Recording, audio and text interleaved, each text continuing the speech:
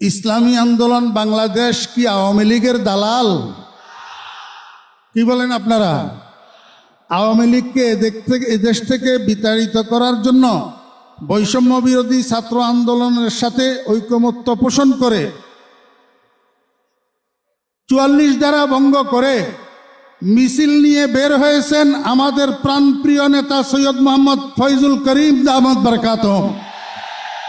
কিন্তু আমরা ইতিমধ্যে দেখতে পাইতেছি ফেসবুকের মধ্যে এক বেয়াদব তার আইডি থেকে প্রতিনিয়ত প্রচার করতেছে ইসলামী আন্দোলন আওয়ামী লীগের দালাল। এর থেকে আমরা যেন প্রতারিত না হই।